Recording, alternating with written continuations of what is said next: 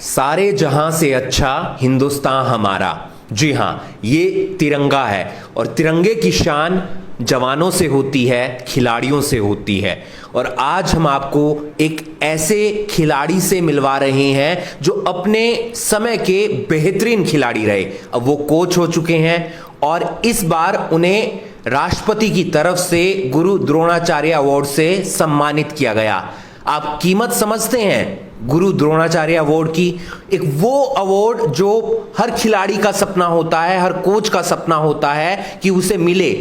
और हमारे साथ मौजूद हैं कृष्ण हुड्डा जी, जो फिलहाल हरियाणा पुलिस में एसपी भी हैं, लेकिन दबंग दिल्ली जो प्रो कबड्डी का एक टीम का हिस्सा हैं, और साथ ही साथ उन्होंने भारत के लिए काफ़ी अच्छा बेहतरीन परफॉर्मेंस दिया है, हरियाणा की टीम के लिए अच्छा परफॉर्मेंस किया है। कृष्ण हुड्डा जी, करनाल ब्रेकिंग न्यूज़ पर आपका बहुत बहुत स्वागत है। धन्यवाद सर। पहली खुशी, क्योंकि हर खिलाड़ी चाहता है कि उसे अर्जुन अवार्ड मिले, राजीव गांधी खेल रत्न अवार्ड मिले, लेकिन कोच चाहता है कि उसे द्रोणाचार्य अवार्ड मिले, सम्मानित किया जाए एक गुरु के लिए। और कितनी खुशी की बात थी जब आपको ये जानकारी मिली कि आपको सम्मानित किया जाएगा?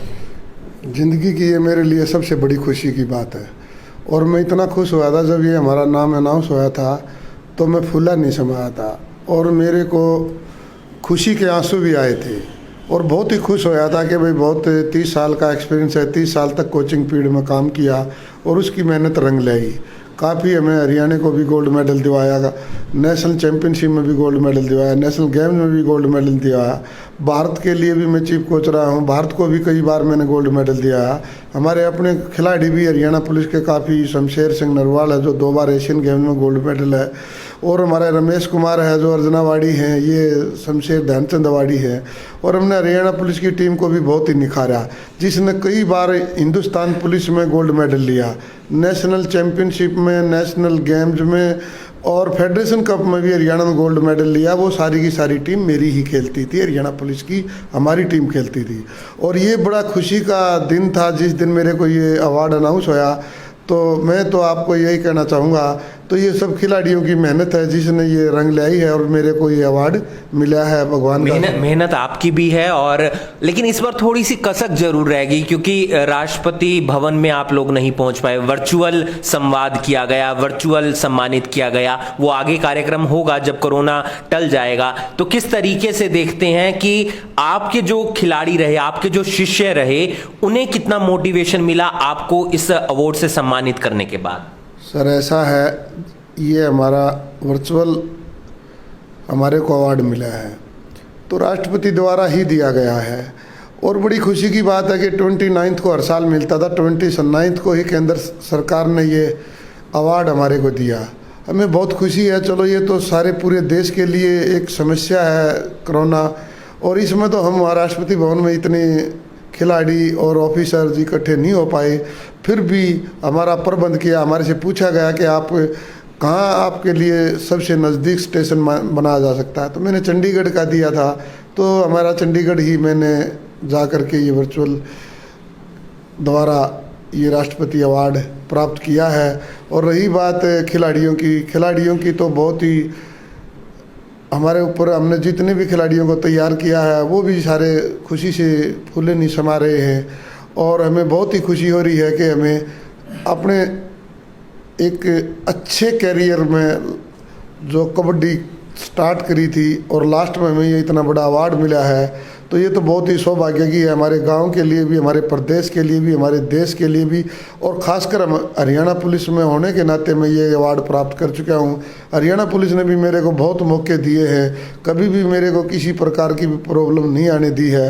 तो जिसका मैं ऑफिसरों का भी बहुत ही धन्यवाद करना चाहता हूँ, हरियाणा पुलिस के जी। जब आप कबड्डी खेलने की आपने शुरुआत की, क्योंकि हरियाणा का जुड़ाव रहता है कबड्डी से, गाँवों के अंदर हम देखते भी हैं, अलग अलग टूर्नामेंट भी होते हैं। जब आपने कबड्डी खेलने की शुरुआत की और जब तक आप खेले, और आपने कोच आप अभी भी हैं दबंग दिल्ली के, वहाँ पर आप सिखाते भी हैं, बताते भी हैं, तो कौन कौन सी उपलब्धियां थी जिसके कारण भारत का गौरव हुआ?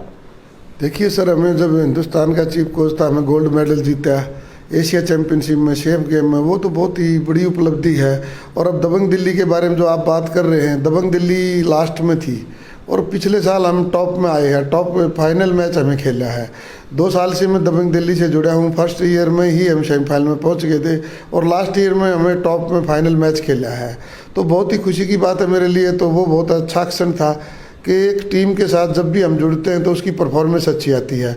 हरियाणा में 1966 में बना है, जब से 2003 में मेरे नेतृत्व में ही नेशनल चैंपियन में गोल्ड मेडल आया है और सारे खिलाड़ी भी हरियाणा पुलिस के खेल रहे थे। हमारे नेशनल गेम जीते थे 2002 में हैदराबाद में और फेडरेशन कप जीता था पटना में। कोई भी ऐसा मेडल हिंदुस्तान का नहीं रहा था जो मेरी टीम ने हरियाणा के लिए नहीं लाई। और ऑल इंडिया पुलिस गेम में गोल्ड मेडल जीता कई बार, एक बार नहीं अनेकों बार। तो ये तो सब खुशी के सारे पल हैं सर। मेहनत करता है कोच और फिर वो सक्सेस हो जाता है, उसके खिलाड़ी भी अच्छे बनते हैं, तो कोच के लिए इससे बड़ी कोई खुशी की बात नहीं है। कृष्ण हुड्डा जी से और भी सवाल करेंगे। इनके एक शिष्य भी हमारे साथ मौजूद हैं जो हरियाणा पुलिस में डीएसपी हैं, शमशेर सिंह जी, और इन्हें ध्यानचंद अवार्ड से भी सम्मानित किया जा चुका है। शमशेर सिंह जी, आपके लिए भी खुशी का पल होगा जब पता चला होगा गुरु को, कोच को गुरु द्रोणाचार्य अवार्ड से सम्मानित किया जा रहा है। इससे बड़ी खुशी की बात कोई नहीं हो सकती कि आज लोग कहेंगे कि ये भी एक द्रोणाचार्य अवार्डी के शिष्य हैं। तो हमारे को जिस दिन ये अनाउंस हुआ उस दिन बहुत खुशी हुई थी, हम फूले नहीं समा रहे थे। क्या कुछ सीखा आपने अपना, जब आप खेल खेलते थे, कबड्डी खेलते थे, तो गुरु से क्या कुछ सीखा? और आपने जब औरों को सिखाया होगा तो आपने वो कौन कौन से बिंदु थे, कौन कौन से पॉइंट थे जो अपने खिलाड़ियों को आप सिखाते थे, अपने शिष्यों को आप सिखाते थे? मैं 1993 में सिपाही के पद पर भर्ती हुआ था। उस टाइम हुड्डा साहब ही पुलिस के कोच थे। उस टाइम मैं खेलते भी थे, कोच भी थे। उस टाइम से हमारे को इतनी मेहनत, इतने सपने दिखाते थे, तुमने यहाँ पुलिस के लिए नहीं खेलना, इंडिया के लिए भी खेलना है। तो हम मेहनत करते रहे। 93 के बाद 1998 में मैं एशियन गेम में गया। फिर कंटिन्यू मैंने 98 से और 2004-05 से इंडिया टीम का सदस्य रहा, इंडिया टीम का कप्तान भी रहा, और फिर 2007 में मैंने ध्यानचंद अवार्ड प्राप्त किया। क्या बताना चाहेंगे ऐसे कौन कौन से पल होते हैं और खिलाड़ी को किन बातों पर ध्यान रखने की ज़रूरत है जब रेड करने वो जाता है या जब कबड्डी का मैच हो रहा होता है, तो किन किन पॉइंट पर ध्यान रखने की ज़रूरत होती है? एक कोच के नाते आप क्या कुछ उन्हें बताते हैं? देखिए सर, मैं रेड से पहले आपको बताना चाहता हूँ, एक खिलाड़ी को डिसिप्लिन में रहना चाहिए।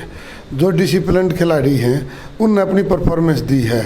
किसी भी प्रकार का कोई भी सोच उसकी नेगेटिव नहीं होनी चाहिए और उसका एम होना चाहिए, देश के प्रति खेलना है। हमारे को छोटा एम लेकर नहीं चलना चाहिए। बिगिनर, स्टार्टिंग में बिगिनर ही खिलाड़ी होते हैं। कभी भी कोई आते ही सास नहीं बनी, पहले बहू बनती है फिर सास बनती है। इस प्रकार खिलाड़ी का भी कैरियर स्टार्ट होता है, बहुत छोटे लेवल से शुरू होता है और फिर टॉप पहुंचता है। और उसको ये सपना एक कोच ही दिखा सकता है कि भाई आप इस प्रकार से मेहनत करोगे तो आप इतने ऊपर चले जाओगे। और ये हमें दिखाया और ये हमें स्टेट में करके दिखाया। हरियाणा स्टेट के लिए हमें वो करके दिखाया जो संभव नहीं था, उसको संभव किया। और ये सबके सामने है, कोई आगे पीछे से नहीं है, ये अचीवमेंट है। कोई भी इंटरनेट पर आप खोल के देख लो। हमें बहुत कुछ दिया। पुलिस की टीम को भी हमें कंटिन्यू ऑल इंडिया पुलिस में गोल्ड, नेशनल में गोल्ड, जो स्टेट की टीम को स्टेट में नेशनल गेम में गोल्ड, फेडरेशन कप में गोल्ड, सारे गोल्ड मेडल हमें स्टेट को भी ला के दिए। जब भारत के लिए हम कोच लगे, चीफ कोच लगा, तो भारत के लिए भी हमने कंटिन्यू गोल्ड है। और काफ़ी खिलाड़ी हैं जो हमारे पास पुलिस के अलावा जो ट्रेनिंग करते थे वो भी आज द्रोणाचार्य मिट गए। जिसको जसवीर मोटा के नाम से एक लड़का है, वो मेरे पास वहाँ मधुबन में ही प्रैक्टिस करता था और वो आज द्रोणाचार्य बने हैं। तो बहुत सारे खिलाड़ी हैं जो हमने स्टेट के लिए तैयार करे, हम वहाँ कैंप लेते थे, इंडिया के लिए तैयार करते थे। तो उसमें काफ़ी खिलाड़ियों ने गोल्ड अर्जुन अवार्ड प्राप्त कराया है।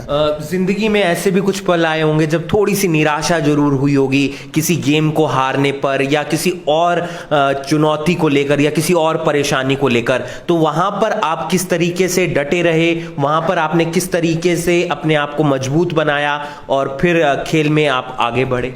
देखिए सर, मजबूती तो स्टार्टिंग से ही आई थी और हम मेहनत करते गए। जब मैं कोच लगा था, कई बार हार तो बहुत होती है ज़िंदगी में, जीत बहुत कम मिलती है, पर उस हार को हमें कुछ एनालाइज करते हैं, एनालाइज करके सारे खिलाड़ियों को बताते हैं भाई आने वाले समय में आप इस प्रकार से करोगे तो और बढ़िया रहेगा। फिर हम उसको हार को जीत में बदल पाए हैं। कई बार बदल पाया। पर मेरे लिए सबसे सौभाग्य की बात है कि मेरी हरियाणा पुलिस ने मेरे को बहुत मौका दिया, हरियाणा स्टेट ने मेरे को मौका दिया, और भारतवर्ष में इंडियन फेडरेशन ने भी मेरे को मौका दिया है। जहाँ भी मेरे को मौका मिला हमने अचीव किया है, और खिलाड़ियों ने भी मेरे को, मैं आज पहली बार कहता हूँ, किसी प्रकार का कोई भी खिलाड़ी आज तक मेरा अनडिसिप्लिन नहीं रहा है। उसका क्रेडिट गोज टू, मैं तो प्लेयर्स को ही देना चाहता हूँ, क्योंकि खिलाड़ी एक डिसिप्लिन में रहेगा और प्रैक्टिस करेगा। डिसिप्लिन बहुत ज़रूरी है खिलाड़ी के लिए। देखो, मैं तो सबसे ज़्यादा बाद में स्किल और फिटनेस सारी चीज़ें बाद में आती हैं, पहले डिसिप्लिन में हो। हाँ, वो फिर उसकी खिलाड़ी की फिटनेस अकॉर्डिंग टू उसके लेवल। एक बिगिनर है तो उसको कितनी फिटनेस के लिए ट्रेनिंग देनी है, एक हाई लेवल पर है तो कितनी फिटनेस के लिए ट्रेनिंग देनी है, और फिर स्ट्रेटजी टैक्टिक्स वो इन्वॉल्व होती हैं।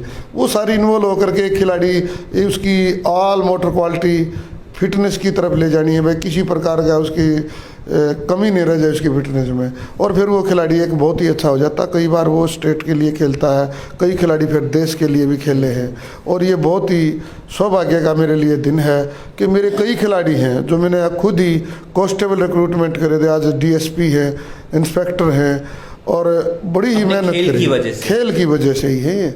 वैसे तो कौन बनता है इतना जल्दी, आज ये खेल ही है जो आदमी को इतनी ऊंचाई पर पहुंचा देता है। और ये हमारी सरकार और हमारे पुलिस डिपार्टमेंट बार बार, और हमारी फेडरेशन एसोसिएशन हमारे को टाइम देती रही, हम उसका फ़ायदा उठाते रहे मेहनत करके।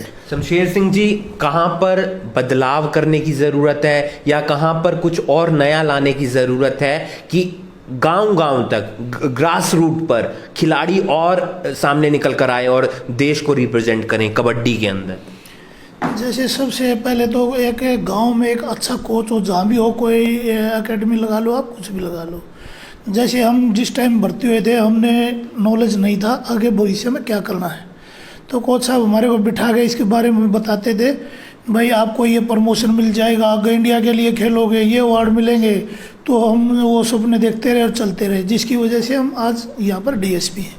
बाकी खेल में बदलाव बहुत हो गया। उस टाइम हम खेलते थे, उस टाइम तो मिट्टी का ग्राउंड था, अब मैट आ गया, और जैसे प्रो कबड्डी आ गई, हर आदमी उस पर। कितना बदलाव आया प्रो कबड्डी आने के बाद? बहुत ज़्यादा बदलाव आ गए। तो घर घर में कबड्डी, सभी को मालूम है कबड्डी के बारे में, छोटा बच्चे से लेकर बुजुर्ग तक। जैसे ही मैच आता था, रिमोट से एकदम कबड्डी, प्रो कबड्डी का मैच लगा लेते हैं। प्रो कबड्डी का टाइम औरत भी खाना बनाना बंद कर देती है, भाई इस टाइम मैच आएगा। हम जैसे, मैं भी दिल्ली दबंग का असिस्टेंट कोच था, वहाँ फ़ोन पे पता लगता था भाई इस टाइम तो हम खाना नहीं बना रहे, हम तो मैच देखेंगे। तो इतना बदलाव पहले टीवी पर नहीं आता था। पहले किसी को क्या पता था कबड्डी क्या था। कबड्डी खेलने जाते तभी बच्चे को रोकते थे, भाई इसका भविष्य नहीं, आप पढ़ो। आज हर माँ बाप अपने बच्चे को कबड्डी के लिए भेज रहा है, ये करियर है आपका, भाई कबड्डी खेलो। जब तो गांव में, मेरा गांव है कथूरा नरवाल, जितने प्रो में बहुत काफ़ी लड़के मेरे गांव के प्रो खेलते हैं, बहुत गरीब परिवारों के, उनके सब के लिए यही रास्ता खुल गया है। आपने बहुत मदद भी की होगी, उन्हें सिखाया भी होगा, उन्हें बताया भी होगा कि किस तरीके से आगे बढ़ा जा सकता है, और प्रो कबड्डी में उन्हें आप लेकर भी आए होंगे जो अच्छे खिलाड़ी होंगे, जिन्होंने अच्छा खेल दिखाया होगा। बिल्कुल, मैं गांव में जाता हूं, जब हमारे गांव में 3-4 ग्राउंड चलते हैं, और गांव में जाके उनको पहले तो खिलाते हैं, बाद में बिठा के बताते भी हैं, भाई आज मैं हूं और भी मेरे गांव के काफ़ी प्लेयर हैं, ये कबड्डी की देन है, इस ग्राउंड की देन है। तो कबड्डी ने बहुत कुछ दिया है खिलाड़ियों को भी, और जब से प्रो कबड्डी लीग आई है उससे भी काफ़ी बदलाव आया है। एक आखिरी सवाल पूछ लेते हैं कृष्ण हुड्डा जी से। सर, भविष्य क्या देखते हैं आप कबड्डी का, और उस भविष्य को और ज़्यादा बेहतर बनाने के लिए कहाँ पर हमें काम करने की ज़रूरत है, ताकि हम जो भी टूर्नामेंट होता है इंटरनेशनल लेवल पर, वहाँ पर हम और अच्छा परफॉर्मेंस करें? देखिए, कबड्डी का भविष्य बहुत ही उज्जवल है। जब से ये प्रो कबड्डी आई है, कबड्डी ने दिन दुगनी रात चौगुनी उन्नति की है। आप लोग देखते हो कि घर घर में कबड्डी खिलाड़ियों के फैंस हैं, और इतने फैंस, हम जब एयरपोर्ट से नीचे बाहर आते हैं तो बहुत सारे लोग हमारे को बाई नेम लेकर के बोलते हैं। पहले हम हिंदुस्तान के चीफ कोच थे, कोई हमें जानता भी नहीं होगा, जानता नहीं। आज ये सोशल मीडिया की और ये प्रिंट मीडिया की देन है, और ये प्रो लीग के जो भी इंचार्ज हैं उन लोगों ने कितनी मेहनत करके हमारे को एक इतना बढ़िया प्लेटफार्म दिया है कि हर खिलाड़ी, अब तो पहले तो रूरल गेम था ये, अब शहरों में भी मैट लग रहे हैं। और हर बच्चा, शहर का बच्चा भी कबड्डी खेलना पसंद करता है। अभी भी मैं एक दो अपने सीनियर ऑफिसर से आशीर्वाद लेकर आया था चंडीगढ़ में, तो उसने मेरे को खुद ही कहा कि हम कबड्डी मेरे बच्चे देखते हैं और हम प्रो कबड्डी के बारे में काफ़ी नॉलेज है। डीजी टॉप लेवल के भी जो हमारे ऑफिसर्स हैं उनको भी हमारे बारे में ये ज्ञान है कि हम क्या कर रहे हैं, तो हमें और भी ज़्यादा सोच समझ के चलने की नसीहत मिलने लग रही है, क्योंकि हमारे को पूरा भारतवर्ष, पूरा वर्ल्ड देख रहा है। पहले वाली बात नहीं रही है। अब खिलाड़ी का कोई उठना बैठना चलना फिरना हर काउंट होता है, और ग्राउंड के ऊपर व्यवहार किस प्रकार का हम खड़े होते हैं, वे ऑफ टॉकिंग हमारी गलत नहीं होनी चाहिए। तो खिलाड़ी में बहुत ज़्यादा बदलाव अपने आप में कर रहे हैं। पर वो अवार्ड जो आपको वहाँ दिया गया, सम्मानित किया गया, और इसकी कोई कीमत नहीं है, क्योंकि ये मेहनत से मिलता है, ये जोश से मिलता है, ये अच्छा परफॉर्मेंस देने से मिलता है। द्रोणाचार्य पुरस्कार 2020 श्री कृष्ण कुमार हुड्डा को कबड्डी विधा में प्रशिक्षण के लिए प्रदान किया जाता है। भारत सरकार द्वारा, राष्ट्रपति द्वारा ये सम्मानित किया गया है, और वर्चुअल तरीके से इस बार ये अवार्ड दिए गए थे। हरियाणा के काफ़ी खिलाड़ी भी, जिन्हें राजीव गांधी खेल रत्न अवार्ड मिला, अर्जुन अवार्ड मिला, और कृष्ण हुड्डा जी जिन्हें द्रोणाचार्य पुरस्कार मिला। बातचीत करके बहुत अच्छा लगा आपसे। उम्मीद करते हैं कि आप और ज़्यादा हमारी जो देश की टीम है उसे भी आगे कुछ ना कुछ टिप्स जरूर देते रहेंगे। हाँ, ज़रूर से ज़रूर हम सोचेंगे कि ये जो अवार्ड मिला है यहाँ तक हमें रुकना नहीं है। अब मेरे ऊपर और भी ज़्यादा जिम्मेवारी आ गई है। अब मैं यंग वर्ल्ड को बिल्कुल तैयार करूँगा। मैंने तन मन धन से अब कबड्डी के लिए ही जीना है। आने वाला समय में जितना भी मैं कर पाऊँगा कबड्डी के लिए करूँगा। ये मैंने अपना एक एम बना लिया है, और ये एम जो मैं सोचता हूँ वो मैं पूरा भी करता हूँ। पीछे भी मैंने पूरे करे, और अब भी मैं हरियाणा के लिए, भारत के लिए काम करूँगा। खिलाड़ियों के लिए हर हालत में मैं अपना सब कुछ निछाव करने के लिए तैयार हूँ। शिष्य होने के नाते, एक खिलाड़ी होने के नाते, एक गुरु होने के नाते, तीनों क्योंकि आप हैं, एक संदेश खिलाड़ियों को। भाई मैं तो खिलाड़ियों को यही कहना चाहता हूँ, आप भी मेहनत करो, आगे बढ़ो। जैसे हुड्डा साहब ने मिला, पहले तो खिलाड़ी का सपना होता है, खेलता है तो भाई मैं अर्जुन अवार्ड पाऊँ, राजीव गांधी अवार्ड पाऊँ। फिर जैसे हमने गेम छोड़ दिया तो उसके बाद हम कोचिंग सेंटर में आ गए, तो हर आदमी फिर क्या चाहता है, भाई मेरे को द्रोणाचार्य अवार्ड। तो सभी को हम तो यही कहते हैं, भाई मेहनत करेंगे तो वो अर्जुन अवार्ड भी पाएंगे, राजीव गांधी अवार्ड भी पाएंगे, और भगवान चाहे आगे मेहनत करेंगे द्रोणाचार्य अवार्ड भी मिलेगा। तो ये थे हमारे साथ कृष्ण हुड्डा जी, जिन्हें गुरु द्रोणाचार्य अवार्ड से सम्मानित किया गया। शमशेर सिंह जी जो उन्हीं के शिष्य हैं और डीएसपी भी हैं हरियाणा पुलिस के अंदर। आप इस वीडियो को ज़्यादा से ज़्यादा शेयर कीजिए, और इन दोनों शख्सियतों से बातचीत करने का हमारा मुख्य उद्देश्य यही था कि कबड्डी की जो पहचान है वो पूरे भारतवर्ष में पहुंचे, और भारत कबड्डी में आगे भी अपनी और नई पहचान बनाए। करनाल ब्रेकिंग न्यूज़ के लिए करनाल से हिमांशु नारंग।